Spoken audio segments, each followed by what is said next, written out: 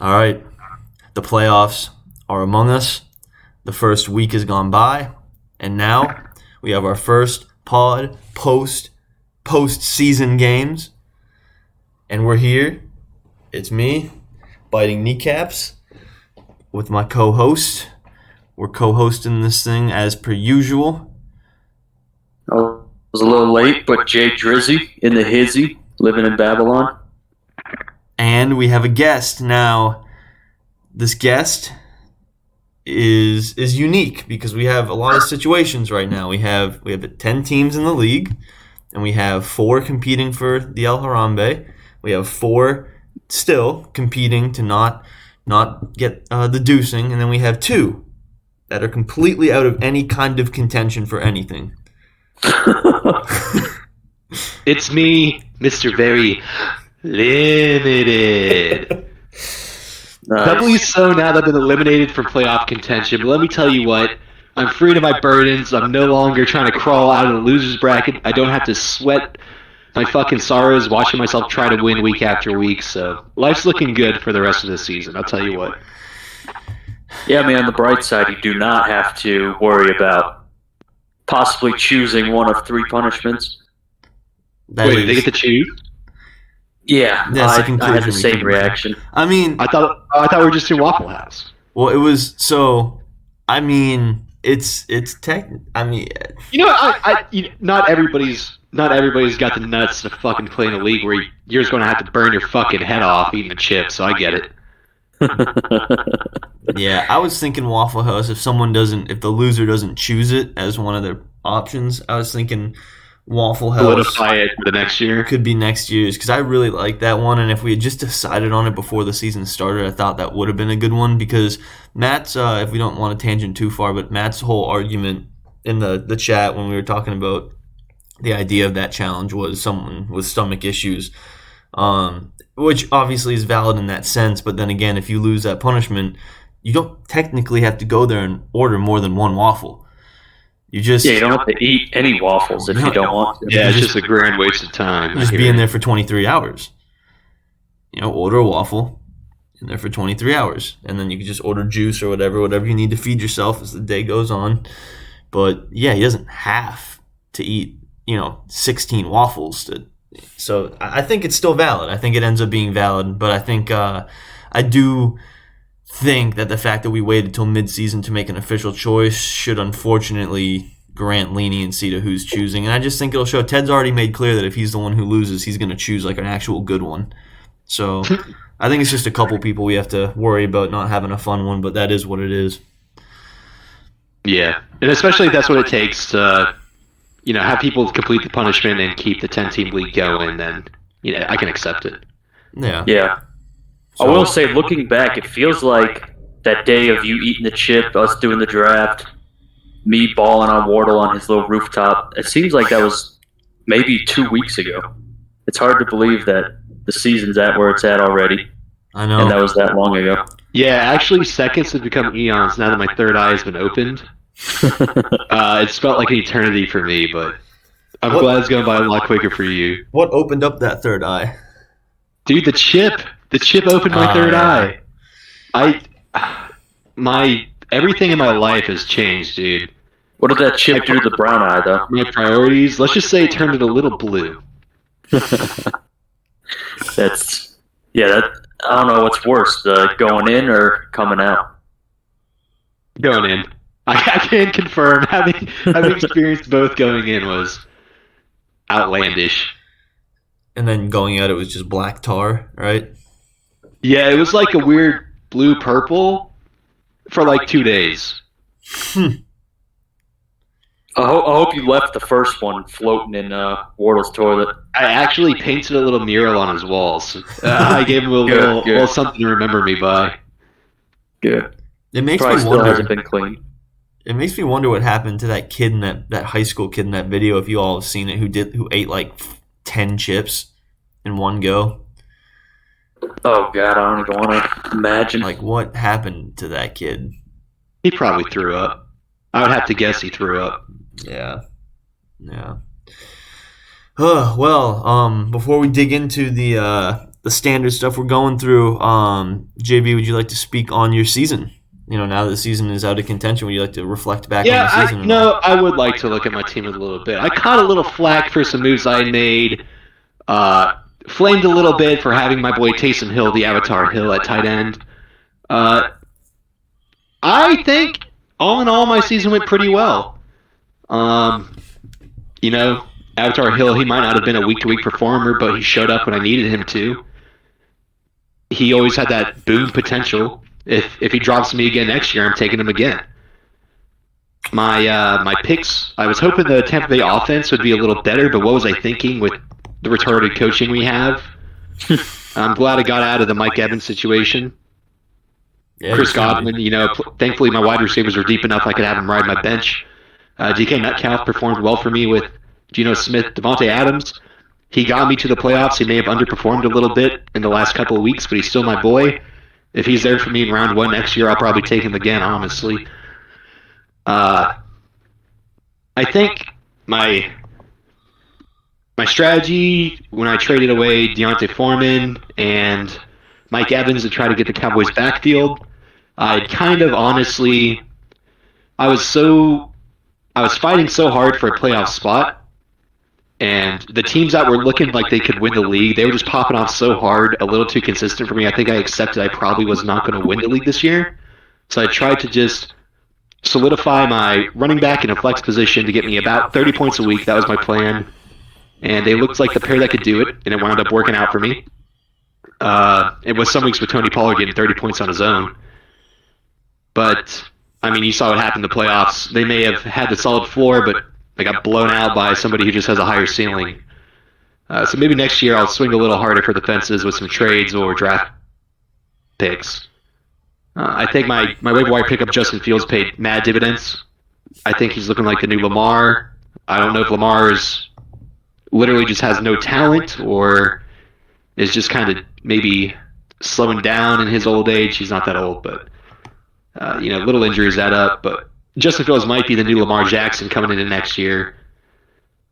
So I'll see if I can get him again, but who knows what's going to happen. I'll tell you what I will not do is touch Alvin Kamara with a 50-foot pole if he falls to me, unless they have a different coach or offensive coordinator, because... Yeah, what was it? They just didn't give him the ball? Dude, they ran him up the gut. He's a running back that excels in catching passes in space, and making one guy miss. Those quick pitches on the outside. They just decided he was he's a power back all of a sudden. He's running for 2 or 3 yards up the gut on first down every play call. It's just maddening. David Johnson had more catches than him last week. Yeah, David Johnson. The ghost of David Johnson had more passes caught than Alvin Kamara last week. That's all I needed to see. I didn't even know David Johnson was still in the league. I didn't either. Yeah, he's on the Saints, actually. Wow. There he is, Northern running back. Yeah. Is it that? There's 2 David Johnsons. Is it that David Johnson, or is it a different David Johnson? No, it's the one you're thinking of. It's that David Johnson, okay. And honestly, Miles Sanders, I got him at round 12 or something this year? Something crazy like that? Ninth round. I was happy with him. If he falls to me that low again, I'll definitely grab him, but he's an RB1. What's his final standing? What running back is he? He's 9th overall right now. Yeah, I guess that is RB1. He definitely had looking at his numbers right here, you can't argue with, let's say since his bye week, 14, 17, 6, 6, 32, 11, 32, 2. So... Yeah, so he has some low weeks, but, who doesn't? Sometimes you don't get the ball, sometimes the game script's against you. No, yeah, I'd say he has, low floor, but an RB1 ceiling. So, but those boom players are what you need to win the league sometimes, Is that straight out the book of Loesch? Boom players, or was he the opposite? Wasn't there an argument between should you have boom players or players that are consistent? I think Loesch was on the side of consistency. If I'm not mistaken, I could be putting words. Yes, and if that is the case, and I believe it was, I agree with him that consistency is better to stay out of the losers bracket, but higher ceiling is better if you're aiming for an El Harambe win. It's fair. Yeah, I'm happy with my team. I think I may have picked a little too safe players this year. I traded for some safer players, and in hindsight, they were just all-around better players, but at the time, I was just trying to trade for a safer floor. I did not know that the destruction of Mike Evans was going to come like 1 week after that trade. Yeah, So, that man. I'm sorry for that, but it's not like he was terrible when I traded him. No, hey, that was he was wide receiver 11 when you traded him. He was perfectly fine. He was just outside the top 10. There was no. I was excited. I thought I had a security blanket at my wide receiver spot after getting rid of Jetta, but yeah, I think I started Mike Evans 1 week since you gave him to me. I mean, that was definitely a trade win on your end. Again, not that when we made the trade, it was in good faith. I think we were both improved, but then it just didn't work out for me. But here's another. Can we change the kicker spot to allow like a tight end or anything? Is that possible? The kicker spot to allow a tight end? No, I think you can just remove the kicker and then add another tight end spot completely. Okay. I don't think you can do both. I'm starting to think that we should remove kickers and add a second flex. Oh, God. After having Nick Folk this year literally win me some weeks, it's just like, Welcome. They get too many points. They get too many points sometimes. Don't do this. Don't be. No. It's true, though. They'll kick like 4 field goals. They'll have 16 points, and then you'll have a wide receiver have an insane game, and they'll have like 13 points. It's like, what's going on?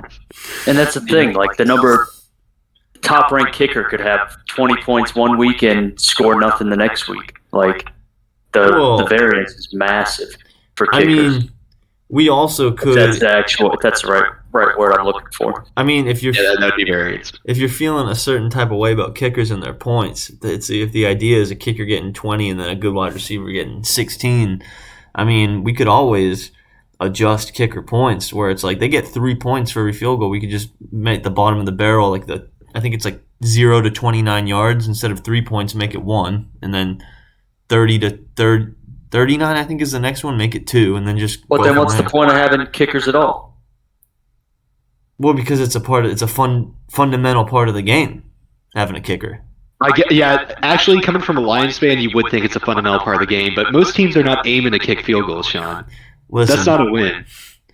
I know you have years of being like, yes, we got 3 points on that drive, yay! But listen, dude, we want tutties, we want 6, baby. Oh, yeah. Well, I think I'm standing by kickers as a fundamental part of fantasy, and it's up to the league. It's up to the league. I'm just glad I got another man on my side. I think everybody would find it a little more fun if we added a second flex position instead of a kicker.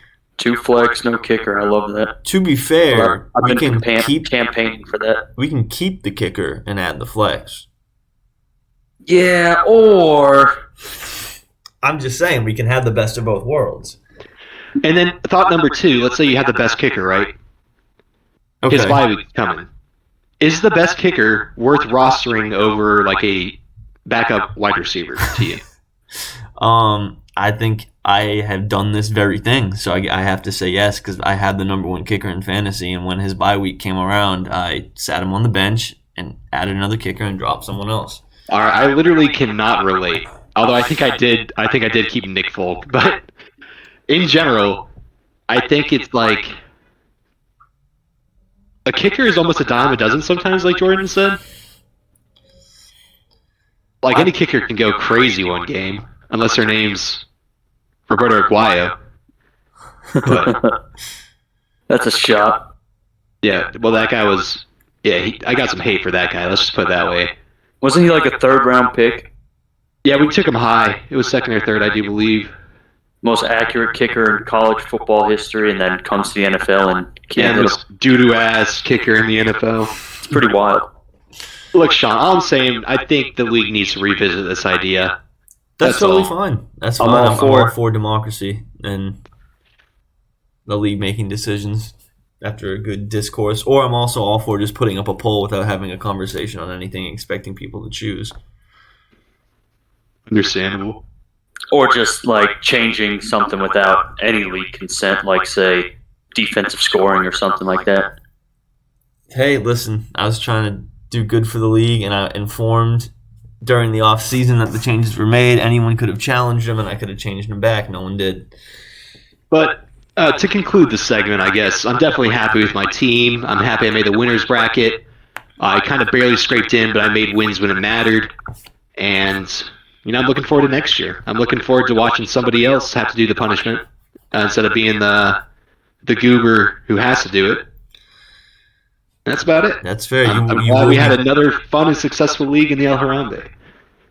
Yeah, you will be giving the Dusing to somebody else. But most of all, I'm happy half my team didn't get injured this year. Yeah, that's a big thing. That helps. That's the thing I'm happiest about, is I wasn't scrambling trying to make pickups every week because my team kept getting hurt. Seems like that was the case for Teddy this year. He got that injury luck, right? Yeah, I mean, truly injuries are almost completely random. Like, people have done the studies. Just because players have been injured does not make them inherently more likely to be injured. But I think he needs to stay away from Michael Thomas. That's all I'm saying. Yeah. Well, not even roster form anymore. Yeah. Well, hey, let's go ahead and I know we don't have much going on in terms of Matt. I mean, we do have. I mean, everyone was playing a meaningful game. Well, actually, the losers bracket wasn't playing a meaningful game yesterday, unless you care about like seeding going into the game. I mean, realistically, there's really only 2 winners of the week, right? Yeah, that's how I feel. So how do we pivot this to something that's actually interesting? Well, I have something to bring up at this junction, actually. Okay. So I need to know, because it's obvious that the Wardissi has become an integral part of our league, correct? I'd say so. Yeah. Is the Wardissi a regular season award, or does it permeate through to the playoffs? To be honest, I don't even know who has the Wardissi at the current time. It's currently you, if it permeates. Wait, I thought. Really? Wait a minute. Did I miss Wasn't I something, the or did Wardissi Va connoisseur? lose it at some point? I took it from Va. Oh, I was the regular season Wardissi connoisseur. Unless I'm mistaken. No. Yeah, you took it from Va 155, 116, and then on week 14, And I won out, right? you won. So yeah, so you are the Wardissi connoisseur. I was. You Unless- were. So yeah, I think Unless it's a regular season award, that's all I need to know. Like, is this thing going all the way through to the winner of the El Harambe will also be the Wardissi connoisseur? A double Good crown? question. well, I think we need to look at a couple aspects. One, Jordan, weren't you not acknowledging the Wardissi connoisseur as a thing because of disrespect to the El Harambe? Or was that something else we were talking about on a pod? I think that was the Morgan Bowl that I was referring to. Okay, so the Morgan Bowl. So I'm just gaslighting. Because the Wardissi connoisseur, yes, you are. Okay. If that's what gaslighting is. But the Wardissi No, connoisseur is less of a trophy, more of like just a way of life.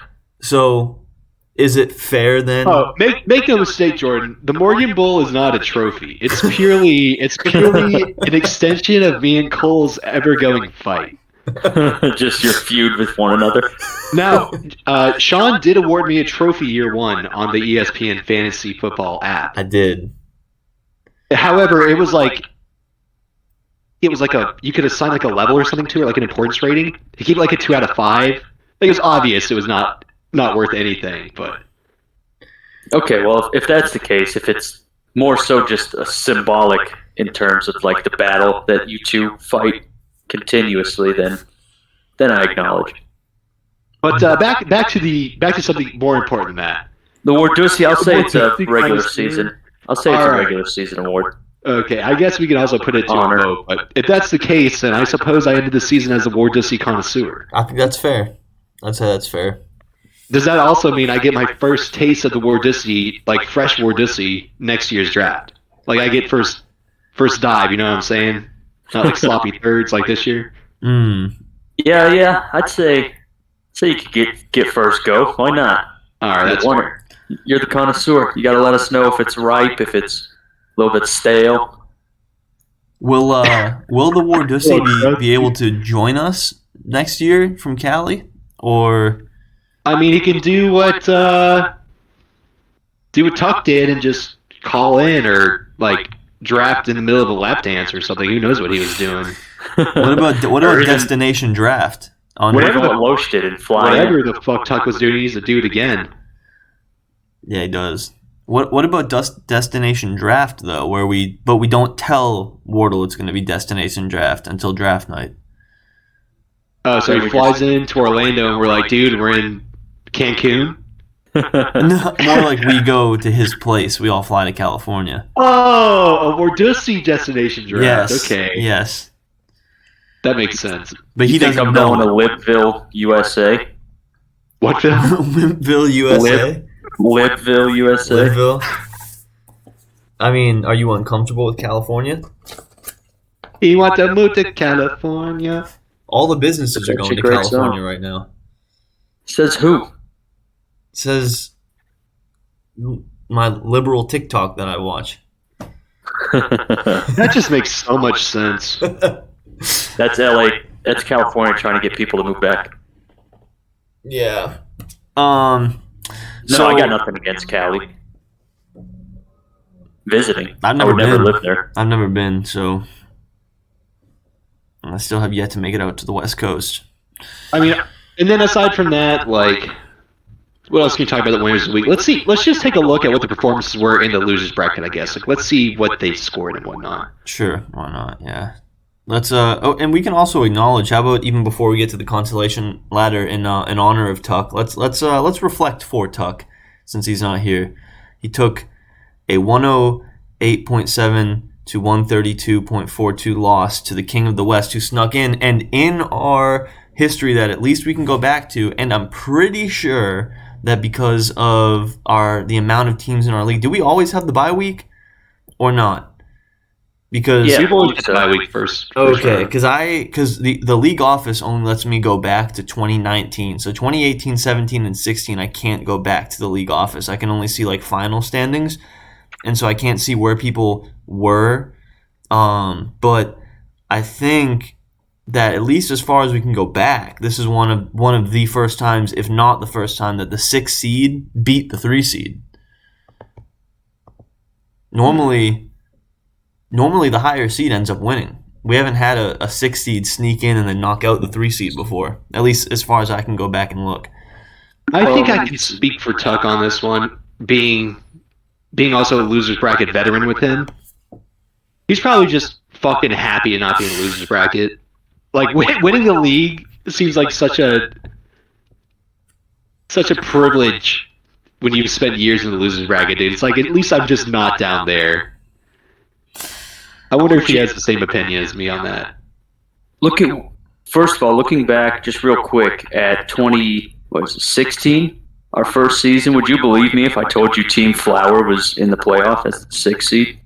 No. Yeah. Well, yeah. I would. That's because he was crazy. Didn't he ride some random wide receiver to victory?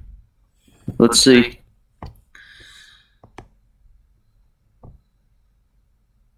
Maybe he had Devontae, he had Jay Ajayi, Andrew Luck. Oh, that's right. Jay Ajayi in Miami. Oh, hey. That's what it was. You can see the playoff results. It Yeah, does. that's what I'm looking at. Okay, so let's see. Did a 6 seed ever beat? Oh no, I beat Flau that first season. Yeah, so 2016, no. 2017.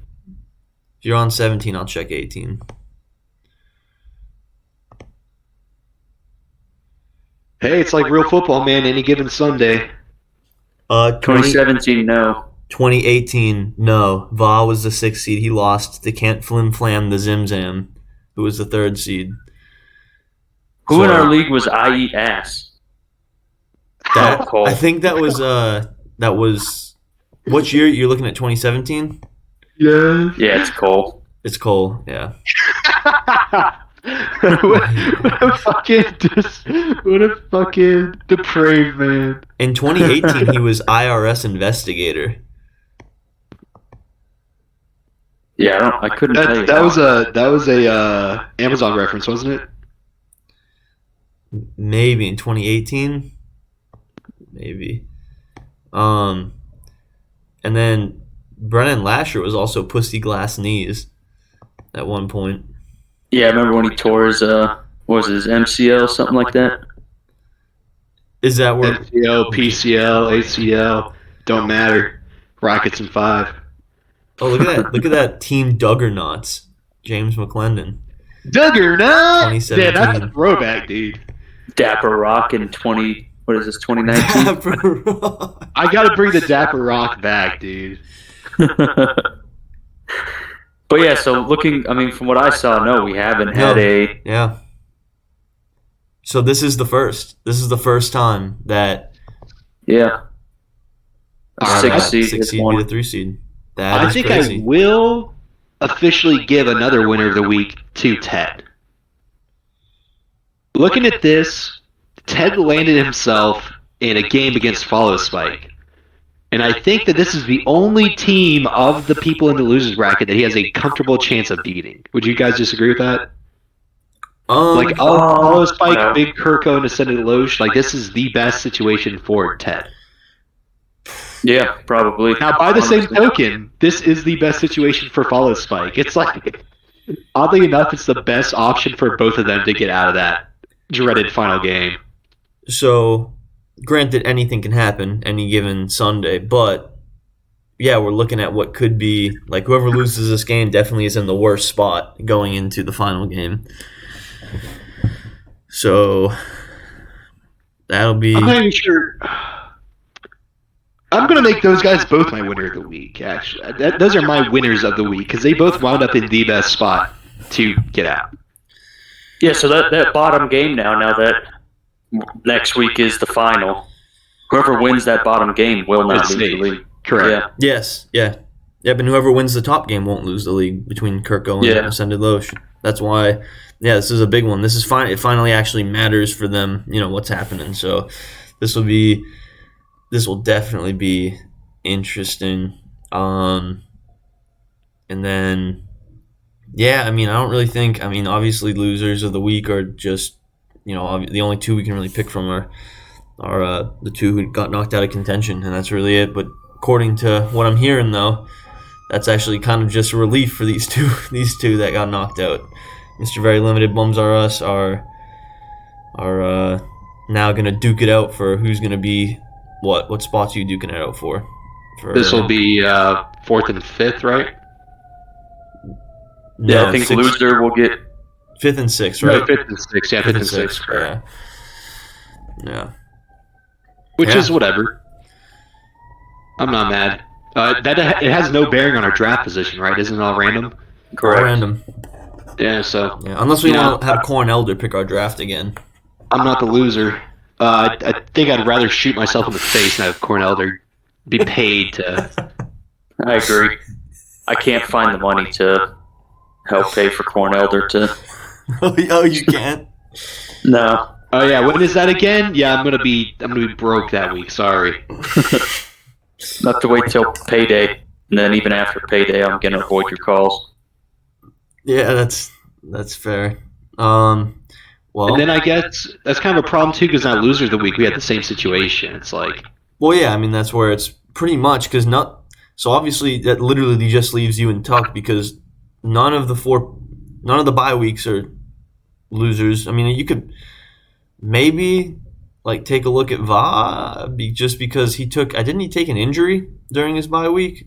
Yeah, but to Jonathan Taylor, who has kind of been a little bit of a non-factor. Mm-hmm. Really? I thought the past month he was kind of back in form. Because, he'd been a non-factor, but then... So he had a bye week before he got hurt. But prior to that bye week, it was... The month before that was 31, 17, 19, 13. Which, I guess that's more like RB2 numbers for the most part. Or not. Seems kind of... I guess for where you drafted him. You drafted him 1 overall. Are you talking about Jonathan RB3 Taylor? Yeah. Yes, exactly. Like it. Yeah. That's what I'm saying. Okay, yeah. I definitely would take 17, 19, 13, whatever. But from his MVP possible season last year to what he has produced this year, hasn't really produced. Here's a question for you guys. Is losing somebody like Jonathan Taylor actually a benefit to a team in the playoffs this year? Specifically Jonathan Taylor this year. Are you saying it? Go ahead, sorry. When you spend that much draft stock on somebody, you're almost it's like sunk cost fallacy, right? Like you're almost encouraged to play them. But if they keep performing kind of poorly, like is it blinding you from starting a player that might be better and is just like that you spent less on? Does that make sense?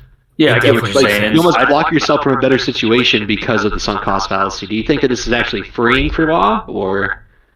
I'd say possibly, depending on who you have on your bench. Like if he wasn't going to start Kenneth Walker because he had Jonathan Taylor, then yeah, I'd say so. But even then, you'd probably flex Kenneth Walker and bench Jerry Jeudy. So I feel like it kind of depends who's on your bench. That's true. And then, I mean, who cares about losing Jonathan Taylor when we got Josh, the human Wolverine Jacobs, who can just carry the ball 50 times a game and not get hurt? It's insane. Well, I guess he does get injured a little. It is pretty wild, the season he's having. Did y'all watch the game? I forget who they were playing. He broke a finger. I think it was against the Rangers, yes, I did. And then went back in, and they just kept throwing him to the Wolves. I was like, damn, bro, this guy's built different. And he was still catching balls out of the backfield. He'd like shake his hand. Yeah, that was nuts. Those Alabama boys or something else. They feed him something different. It's that good corn. Yeah, what do they feed him? What is it they feed him? The elder corn. Not the elder corn. No, that corn's reserved. That cob is reserved. Something similar to what they're feeding those Dagestani wrestlers. Water from an irradiated mountain stream or some shit. That's the only explanation. Just to have that superhuman strength. I look at Bruins' team. I think who's he replace Chris Olave with though? Because Olave's going to be out. I guess Tyler Boyd. He's kind of good. That guy's the truth. He's definitely had games where you can start T. Higgins and Tyler Boyd and do all right. Kind of like your it's like the wide receiver version this year of your Zeke Pollard. If I guess it's less so with Jamar Chase back, but for a while there. Oh no, I don't think Chase is a big deal, dude. I watched my boy Carlton Davis straight up cover him in man press a little bit. Hey, listen, he had a tough time, but he still ended up cracking 15. Sure, did Carlton Davis commit PI basically every play with no flags? Yes. Do you have to cover Jamar Chase? Yes. Yeah. But I guess we're just kind of looking at that scenario. But so I guess in terms of matchup of the week, we got stuff to talk about. There's 4 matchups to look at, and there's 3 of us. So do we want to do that one like normal? Yeah, certainly. All right, JB, go ahead. Yeah, so I mean, my matchup of the week, it's obviously going to be the man who knocked me out living in Babylon versus the co-host biting kneecaps. Kind of the same. We're having a little roomy bowl here in the playoffs for the semifinals, or not the Roomy Bowl, El Clasico. Sorry, too many fake bowls murking my mind. El Clasico. It could also be somewhat of Roomy Bowl. And we got the 11-3 by kneecaps versus the 7-7, the perfectly 500 Jordan Dry. And I think Sean is going to lose just because I can't imagine Jordan knocking me off and then losing. Like, how do I lose to a loser, right? I suppose you know, Jordan, if you lose, I'm jumping out my window, and I live on the 3rd floor. Please don't. So my blood is on your hands should you lose this week. Well, listen, baby, we're riding Minshew Mania. You know you're not. Are you really? Yeah, I am. Okay. Now, I'm not. This isn't any collusion like Sean alluded to. Jared Goff is back on the waivers. Okay, so let's bring that up because Sean called me today.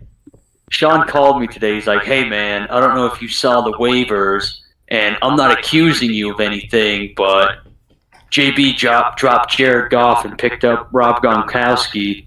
Did you see Gronkowski's tweet, Sean? I didn't. No, I was unaware of Gronkowski's tweet. Actually, Jordan made me aware of it. I informed him of it, but he's like, "Why wouldn't he drop Michael Gallup? I feel like this is." I was saving that question for you for the pod. Actually, why drop a top quarter? Well, okay, let's make one thing clear. He's 12, but when you look at the scoring, right, between the difference between him being 12 and 10 is okay. So here's why, Sean. If points. You take a look at my roster, he was my 3rd quarterback on my roster. And that's what I was arguing. I had Lamar Jackson, I had Justin Fields, and I had Jared Goff. which of those three, if I drop, is the pick your poison, right? Of course, it's gonna be Jared Goff. I picked him up for a 1 week flyer. Well, no, that all makes sense. It's actually not about the court. My question was, because we actually got into a bigger conversation than that. We've gotten to the consideration in the conversation about should there be because at this point it could all literally just be out of nothing. Just that was the move that you made. But should there be a concept of, because I guess this has to come down to how you guys value Goff. And Jordan and I already talked about how he values Goff and how I valued Goff. I mean, a difference of opinion. How I value Goff is in the group meeting. He's an elite fantasy quarterback. I posted this for the world to see. So, okay, well then let me raise the question then. Should it be allowed, and this doesn't regarding people, this is just league-wide, should it be allowed that top tier at any position can be dropped when teams are in non-contention? Define top tier. What's that? And I have two questions. Number one, define top tier concretely. Number two, should teams that are non-contention be allowed to pick up players? Because in seasons past, teams that are out of contention were spending money to pick up players from competing teams. That's a good follow-up question. So I'll hit the first one. And that's actually, I think Jordan and I were trying to iron that out and earlier, I'd say. And I don't think we came to a solid conclusion because obviously you have to get, I guess technical to kind of break it down. Concrete definition, because the definition changes for each position. Definitely. Top 12 tight ends. Okay, well the 6 through 12 are kind of trash. Agreed. Top 5 are even questionable. And then then we broke down that's way different than running backs, because in the running back tier you can get down to 30. And for example, Jerick McKinnon right now, who's gone absolutely nuts the past 2 weeks, but he's been good for 3. He's 28, but that would also be a tough. If I lost and then just dropped him in the hypothetical where he repeats somewhat similar to what he's done the past couple weeks, that's a pretty significant drop, even though he's ranked in the low 20s. So it's a hard detail to iron out as we were talking about it, but just because the whole basis behind the idea is just should. We would, like you said, we would have to iron out what that means by top tier. Well, here's my third question, Sean. If you're so worried about Jared Goff being on the waivers, are you going to pick him up and start him over Patrick Mahomes? No. Patrick Mahomes is better. Then why are you worried at all? Well, I'm just looking at it. He saw that Hurts was injured, probably more than likely not playing this week, and he just immediately called me up and said, "Hey, you can't pick up Goff." Oh, that's what I said. The tone probably is what you fucking said. No, that's not what I said. He's like, for the integrity of the league, is it right for JB to drop Goff?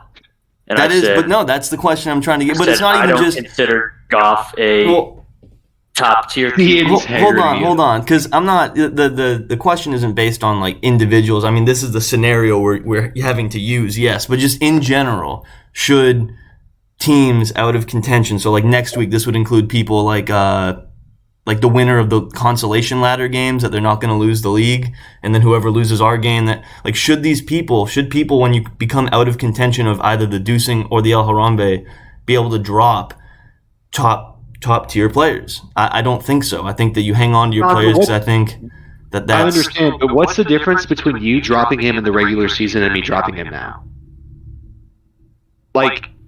Time-wise, I get it. You don't want people dropping all their stars. You dropped Jared Goff. That's how I got him. But I think there's yes, I think there's also a difference too between JB dropping the third quarterback on his roster, or anybody dropping the third quarterback on their roster, and then say me, if I happen to lose this week, picking up somebody and dropping Derrick Henry. Yeah, and also, you gotta look at what I gained, Sean. The greatest tight end ever posted a mysterious tweet, dude. Not gonna play. You think I was gonna sit there and let that go to potential waste? And I thought this was a keeper league. I'm gonna be honest. I was coming down off a mean acid trip. I was like, oh, I gotta get Rob Gronkowski. And that's just what happened, man.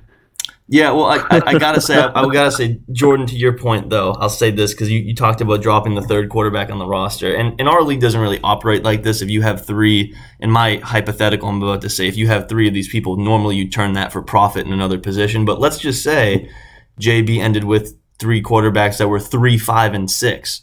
I mean, yes, 6 is the bottom quarterback of the three, but it doesn't matter. 6 is still the number 6 quarterback in the league. You're still dropping a top tier talent. So he has to roster somebody that is third in line to make his starting lineup. Yes. Or anybody. Yes. Well, I mean, would you not agree in that other scenario where he has quarterbacks 3, 5, and 6? Here's the fact. I think I would. Here's the fact. I think if the situation was flipped, you would. I posed the same question in years past where I was competing in the losers bracket and teams that were out of contention in the winners bracket were picking up players above me on the waiver order. And nobody fucking cared then. So I don't care now, is what I'm saying. Like I was fighting for my life, and people were picking up handcuffs and stuff, and I was just like, okay, very cool.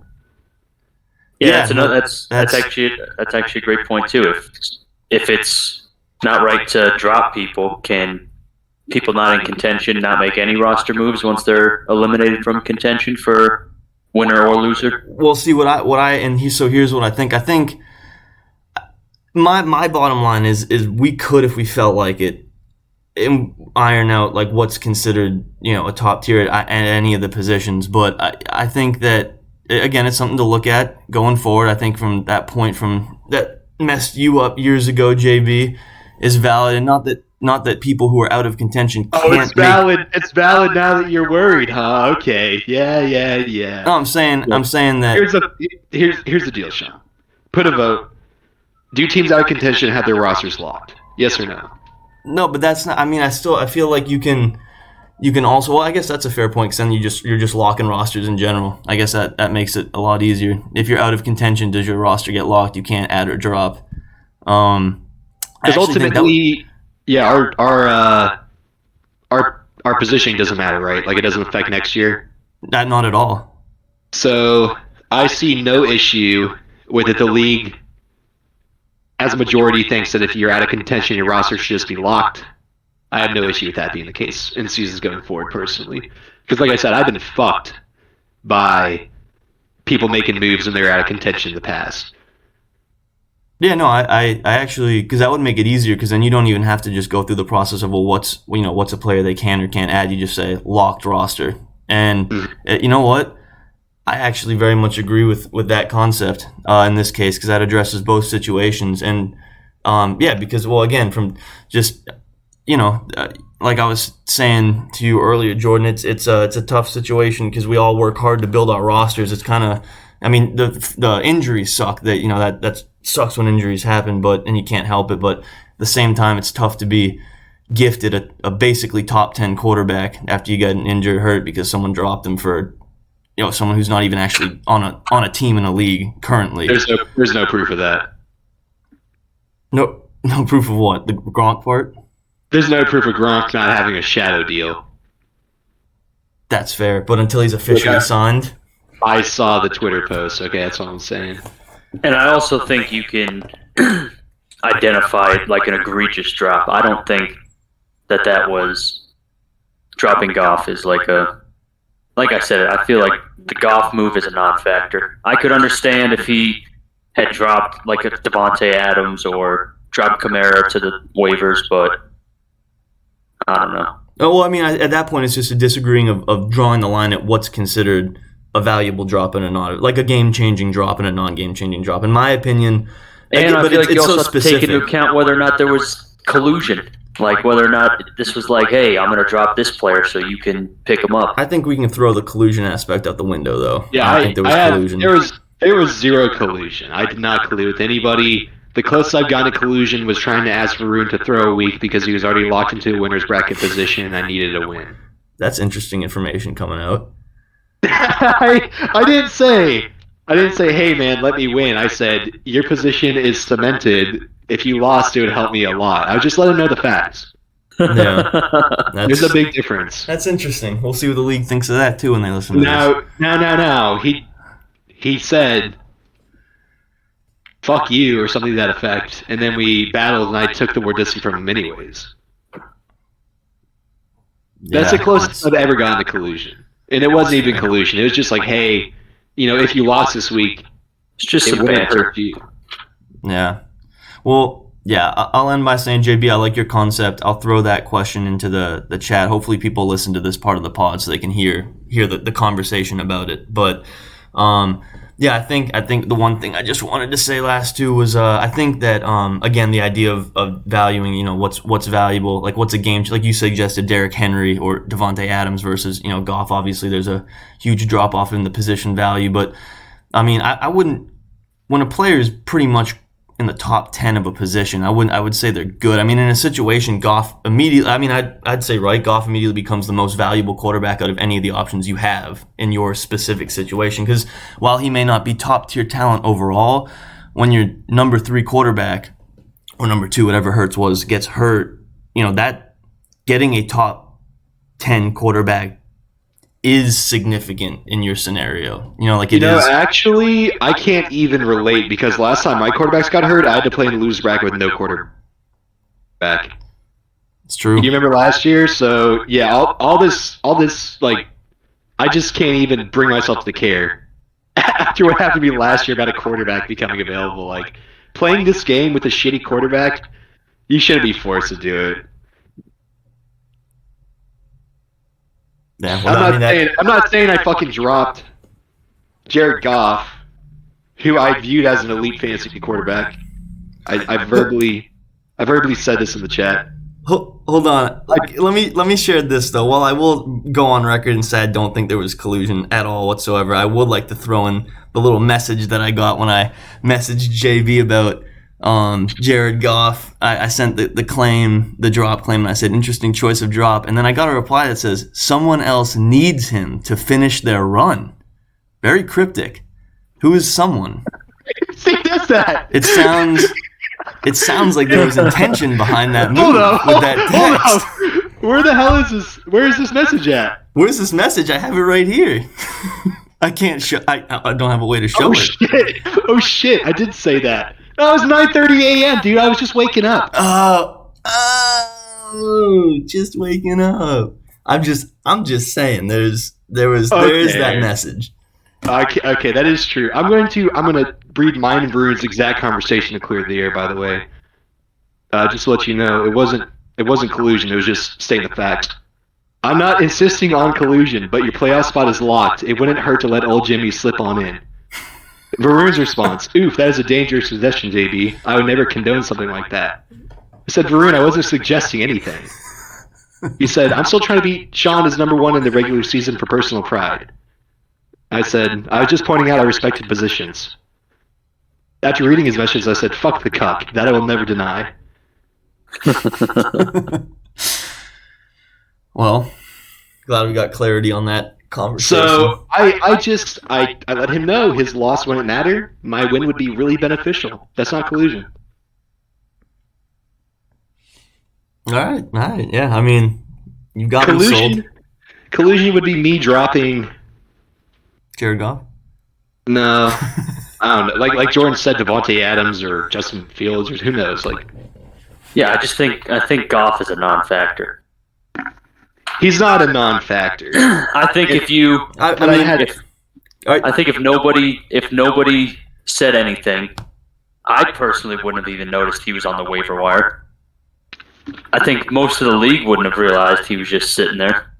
Now, having this conversation now, and I don't know if this is a loaded question. Jordan, would you feel comfortable putting in a waiver wire claim for Jared Goff after Sean's accusations? My thing is I'm already committed to starting Gardner. But Okay. after his accusations, no. I mean, then I'd feel like, oh, well, I can't now. Yeah, so I don't know what Sean was thinking, but he's out of his gourd. Well, he was saying, oh, well, if you picked him up and then I came and said something, then it would be an issue. Oh, yeah. But really, You just drew attention to the fact that Goff was on the waivers. The craziest thing is that of all the people you think I'd collude with, it'd be Jordan. Listen, we hate each other. We got 4 teams left. We got a big. Well, actually, no. You said Tuck hates you earlier, Jordan. Jordan cares about. I hate Tuck. Jordan cares about the period of this league. I would cheat with somebody like Cole or somebody. Wouldn't fucking cheat with Jordan. It's fair. And the only reason I hate Tuck is because he let the Wardussi beat him. But I said so. I guess if this is just a total transparent pod, I want to throw in this message here where I said no Tuck tonight. Something came up, and then you said Tuck is such a phony, and I laughed at it. And then I said text him to his virtual face and tell him that. And then you said he hates me. I can't. And how did I spell hates? You spelled it Hatez. Correct, which means I hates him because he couldn't beat Wardle. Oh, interesting. Okay. Come on, Sean. You're in a high school class. You got to know this lingo, dog. Yeah, I do. They talk about TikTok, and I don't know what that is. No, you do know what TikTok is because you've sent me TikToks. I've sent. If anyone knows what TikTok is, it's you, my guy. No. Well. Anyway, so we're looking at winner of the week. I guess moving forward with this, now we can move on to continuing the segment. You've only got 25 minutes, JB. So yeah, you were looking at us as the matchup of the week, a repeat El Clasico, which actually this is going to be round 3 this season. So shame the El Clasico postseason is more fun when we have the final matchup in the finals, but we'll do with what we got. Yeah, we actually haven't had a postseason El Clasico since the second season. Yeah, I've struggled to get into the winner's bracket. I spent a couple years in the loser's bracket, and then I lost to, I think, Ted in the championship. And then after that, I'm not sure if I've been in it. Yeah, you were 1 game short last year, if you remember. Oh, yeah, that's true. Last year, you just barely missed it because Matt beat you. And then we've exchanged years, like where there was 1 year where you and Ted were duking it out to not get the deucing. And then the year after that, I was duking it out with Cole to not get the deucing. But you were in the winner's bracket, so yeah, I think it's just been bad timing. But we are getting our first El Clasico postseason since 2017. Nice. So, hey, it'll be a good matchup. And then obviously, I guess I'll roll with mine. I'm actually going to head over to the losers bracket, and I am going to take a look at the Big Kirko Thuggin Cousins versus the Ascended Loesch. 103 projection, 0.4 to 123.4. Loesch is projected to blow out Big Kirko, but we all know that means nothing. And their last matchup, Ascended Loesch put up 172 on Big Kirko, and Big Kirko had a good game. He put up 134. So we're looking at a situation where, which winner of this game is safe. And I don't know who I'm leaning towards. Kirko. No, not rooting for, but like who I think's going to win, just despite who I root for. I think it's a tough call, but I think that'll be a good matchup to look at because it's the 2 top of the losers bracket deciding who's going to be avoiding that final game. And I'm thinking, if I'm being honest, if McCaffrey's healthy, which it looks like he is, I'm thinking Loesch is going to take this, even though I will say I'm rooting for Kirko Thuggins. Yeah, so we'll see what happens there. Fair enough, but you forgot that Diggs is playing Chirac, so 50-point Diggs game incoming. Hopefully. Fuck Chirac. You want to throw your matchup of the weekend? Yeah. I'll stay in the losers bracket because the other winners game, obviously I'm focused on my game, and then who I face in the championship should I win, that's just going to be left up to Harambe, to fate, and I'll deal with that when I got to. So I'm looking at this bottom feeders game of Thomas the Spank Engine versus Follow Spike. mostly because of what we talked about earlier. Winner of this game doesn't end up losing the league, and so it'll be interesting to see if Ted can squeak it out or if his misfortunes continue. Follow Spike did go on a little run. Now he's kind of slipping again. This is going to be I just feel like this is battle of the bottom feeders, and it'll be a good little matchup. Yeah, I'm interested. I'm interested to see what happens here.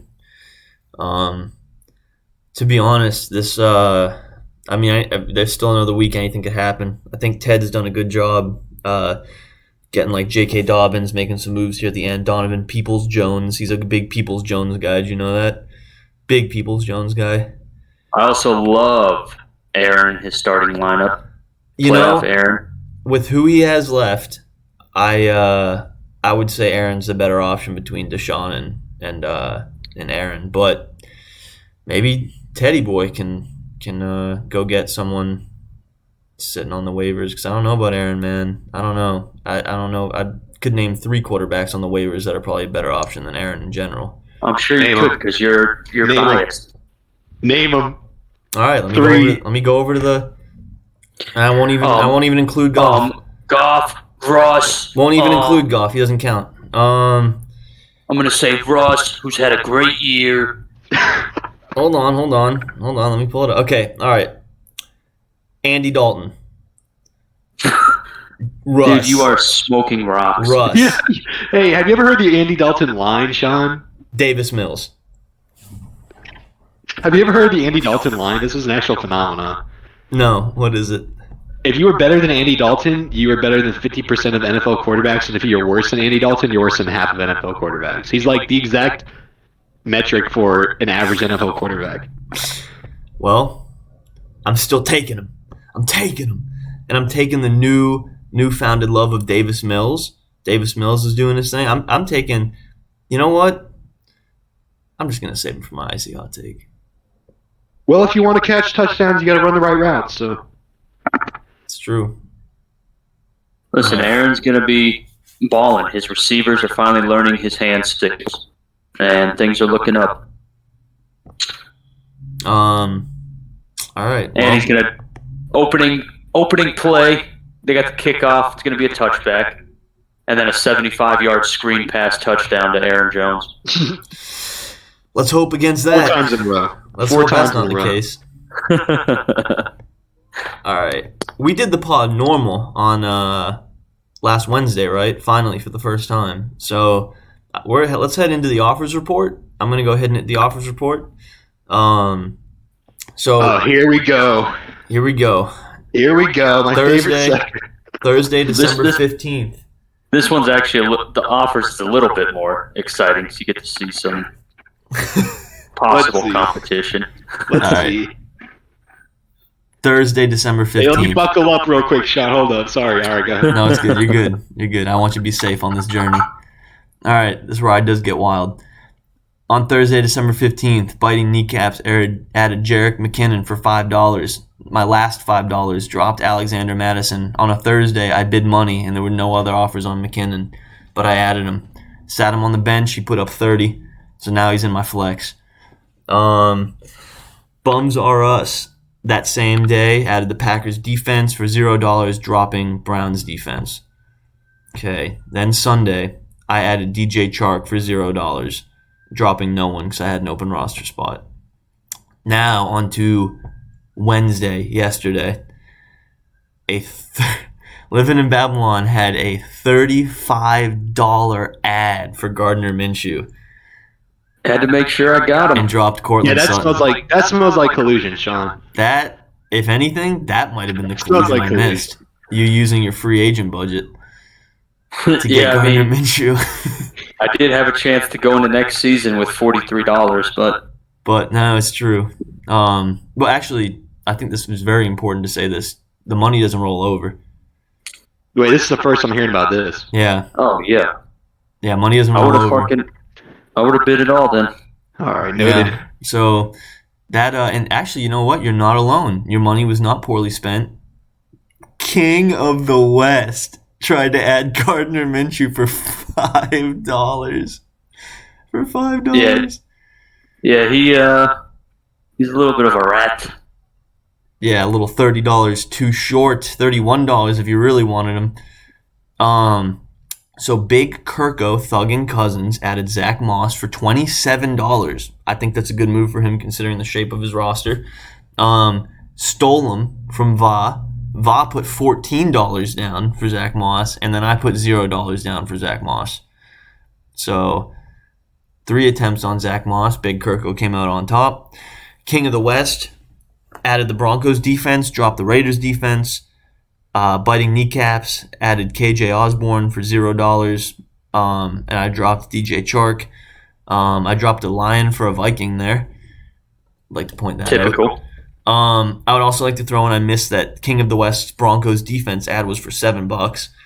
And this is what's interesting. So King of the West added a second defense for $0, the Chargers defense, dropping no one.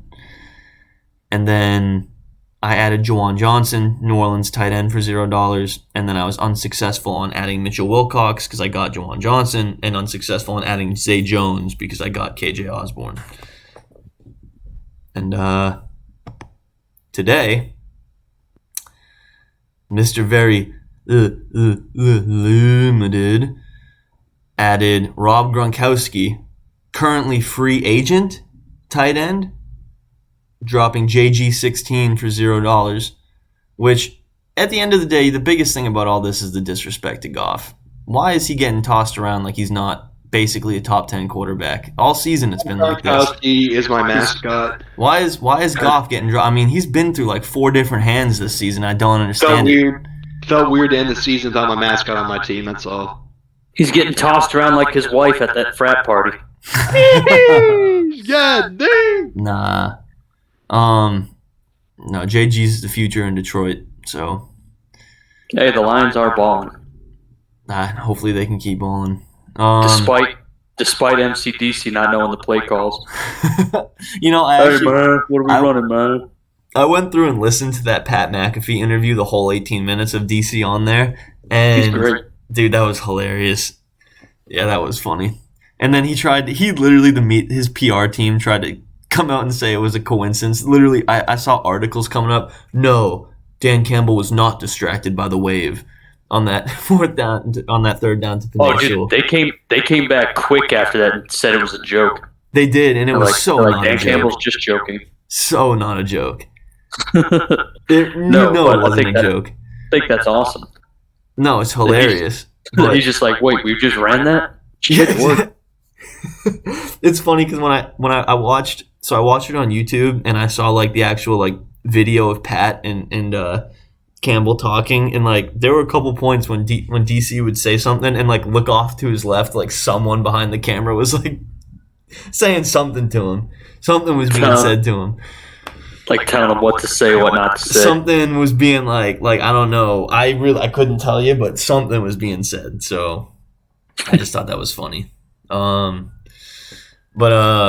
Yes, and then finally, King of the West added Zach Wilson, New York Jets quarterback, and dropped Baker Mayfield. Who drops Baker for $0? By the way, who drops Baker Mayfield? Who does that? Baker is goated and he's back, baby. Is he? Not really. All right, so they put up 25 against the Lions, but our defense has been making big plays, but they're a bend, don't break, so we give up a lot of yards. All right, so let's go ahead. Jordan, you want to hit the budget summary? Now this is JB's favorite part. Better be. Brennan Lasher follows Spike, still sits atop everybody with $73. Below him, the ascended Loesch, Cole Popovi at $52. $46 is sitting in the back pocket of JJJ Vaden Batel. His $46 is followed by a $20 walletto of James Wardella, King of the West, Faux King. I skipped over Ted Siemens, the Spank Engine, who's got $26 in his account. Then we got a $15 James McClendon, Mr. Very, very limited. Tucker Nugent follows him. Bums are us, $11. Chillin', living in Babylon with $8. Big Kirko, Matt Ganthier, with $5 in his wallet. And we got Sean Hayward biting kneecaps, and he broke. Broke. Got no money. All right. Well, JB, you buckled for that segment, right? You didn't go through the windshield or anything? Yeah, I'm good. All right. So that said, hey, we only got one really big thing left we got to do, and that's the Icy Hot Take sponsored by Shaquille O'Neal. So, JB, you got one lined up? I just read a Twitter post by PFF. 2 teams reached out to Rob Gronkowski after he tweeted, "I'm kind of bored." Oh, God. Maybe he will get a fucking spot. You better start him if he gets a spot. I will. He's gonna my flex because I can't sit Hill, but let's see here. Icy Hot Take. Yeah, you got one? It's difficult to make one in such a short term, but I think I can. Here's what I'm thinking. Is it icy hot to say that Cole loses the league? I don't think so. No, Jordan made that take literally last week. I didn't make it to the end of the episode, I'm not going to lie. Okay, well, I got to think of something icy and hot. That's so difficult. Let me see the playoff bracket real quick. If you have one, feel free to go ahead.